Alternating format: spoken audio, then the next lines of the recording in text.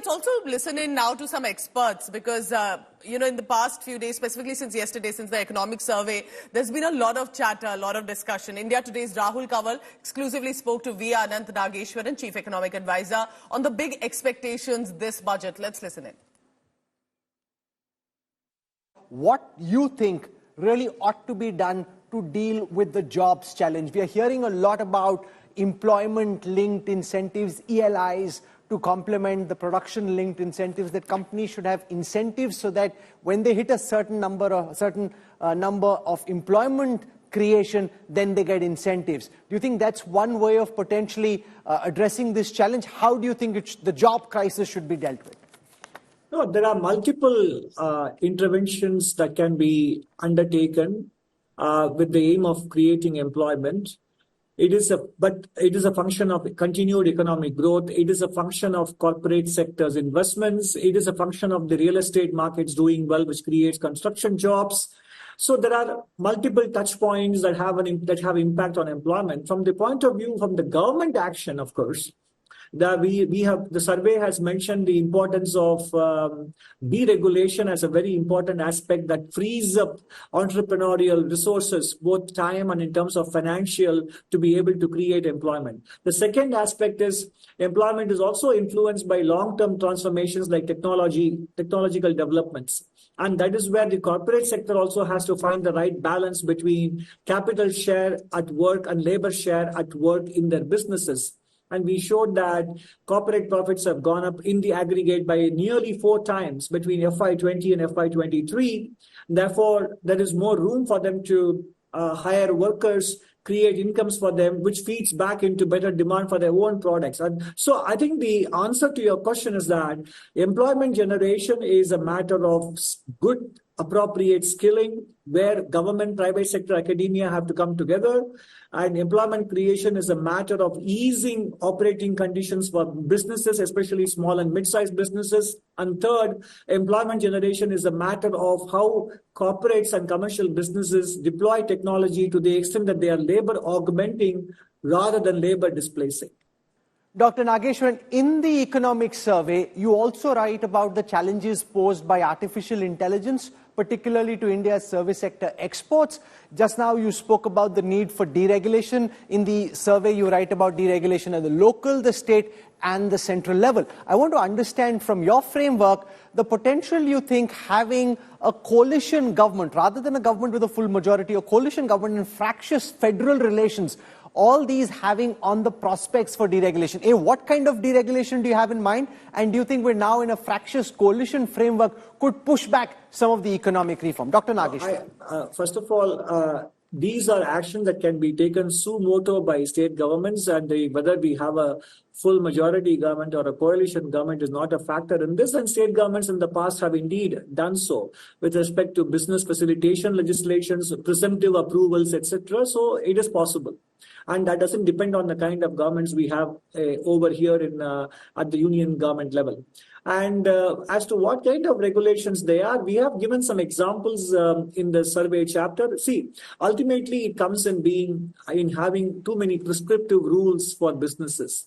I mean, there are several legislation that prescribe even the amount of space that businesses have to allocate for receiving inventory, raw material inventory, production space, and finished goods inventory, etc. So it's important to move away from such prescriptive rules to principle-based regulations, especially when it comes to non-financial businesses. That is the kind of direction in which we have to move towards. And when it comes to artificial intelligence, I mean, it is still a work in progress in terms of understanding the implications it has for labor markets, for employment generation. But it is very important for Indian point of view to make a distinction again between areas where it can expand employment, and for that what kind of preparatory work we need to do, and also understand that ultimately the cost of artificial intelligence cannot simply be measured in terms of productivity gains and bottom line gains for the corporate sector, because ultimately if it is going to be creating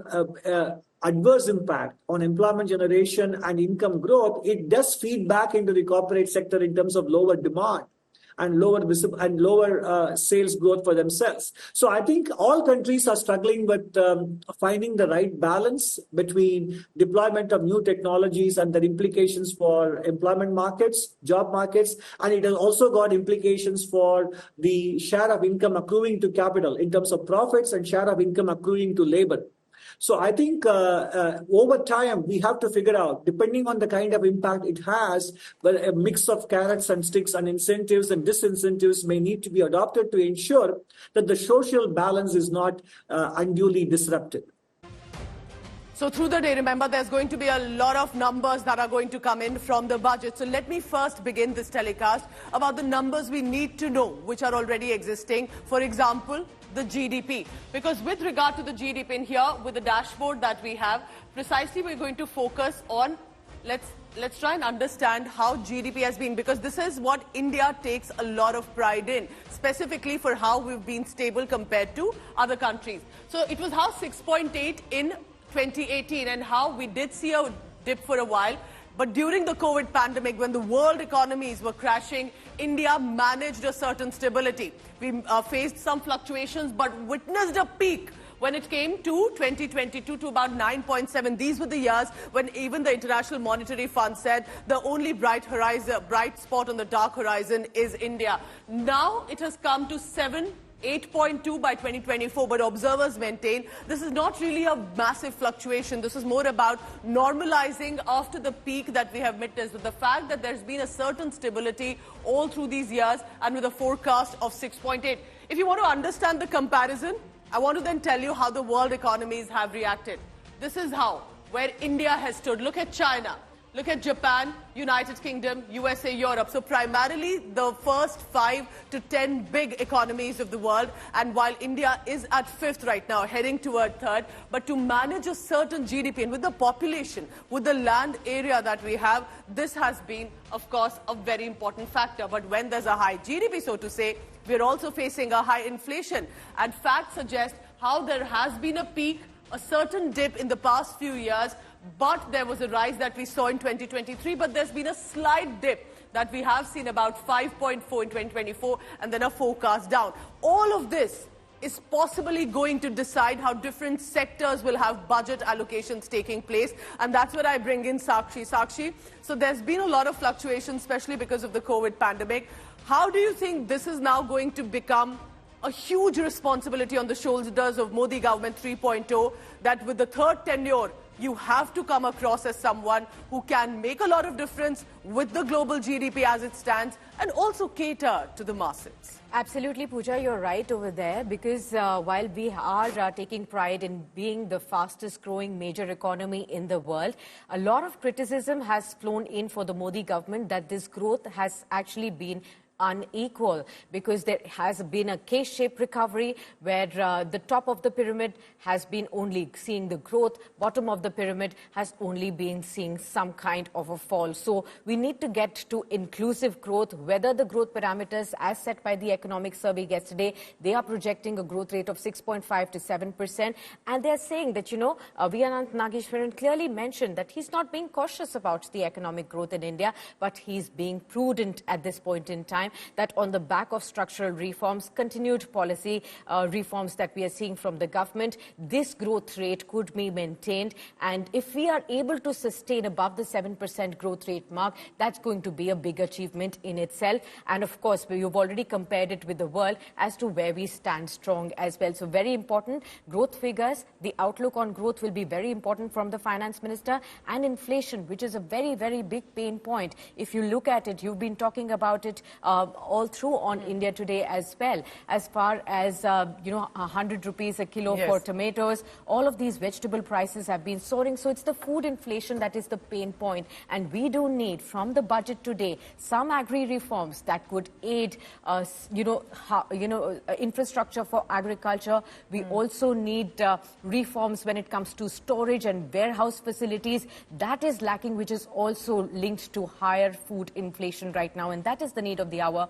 Because of the climate change, there is unseasonal rainfall that impacts the agricultural produce. That is where we need the government's focus and the incentives for the farmer as well. If these two things are catered to here, it's going to be a very welcome budget as well. And now, viewers, we are going to be taking you to Finance Minister Nirmala Sitharaman's residence. We also have Piyush Mishra now joining in on the broadcast to help us understand what exactly is going to be expected from now until 11 a.m. when the final budget is presented in the Parliament. Piyush, go on and tell us, how do we see the events unfolding in the next couple of hours? You're at the residence. What kind of activity you're seeing there? Well, absolutely, till 11 o'clock, it's going to be a busy schedule for Finance Minister Nirmala Sitharaman. In a few minutes from now, she will be leaving from her residence, which is at Safdarjung Road, and then from here, she will directly go to the Ministry of Finance, and there she is going to hold a couple of meet with her colleagues and a few officials, few bureaucrats here at the Ministry of Finance.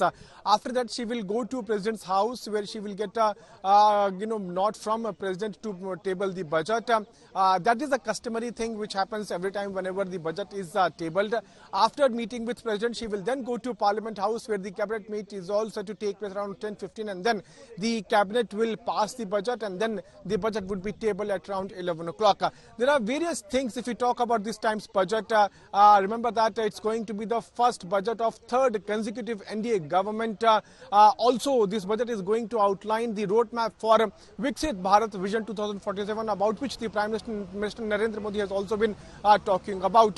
But what is more important here is that this time the government will have to cater to the demands of the NDA allies. Remember that JDU, TDP and other parties have been seeking special package.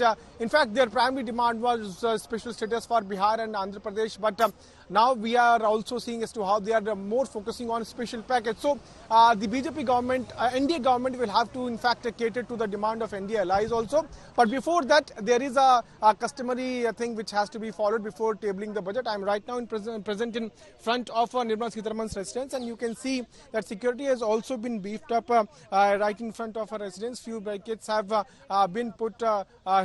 In few minutes from now, she will be leaving from that particular place, and then will directly go to Ministry of Finance, where she is going to hold a meeting with her colleagues, with few senior officials of Ministry of Finance. And then after that, she will go to President House, and after meeting with President of India, she will then move towards the Parliament House. And before entering in Parliament House, she is also going to show the tablet through which she will be presenting the budget. So it's going to be a busy day for Nirmala Sitharaman. At around 11 o'clock, she is going to table the budget. Remember that the budget would have some sort of expectations. There are tax reliefs which the common man is also asking for. Remember that yesterday the economic survey was also tabled by Finance Minister, and it has forecast a 6.5 to 7% growth rate, and it is a document which has also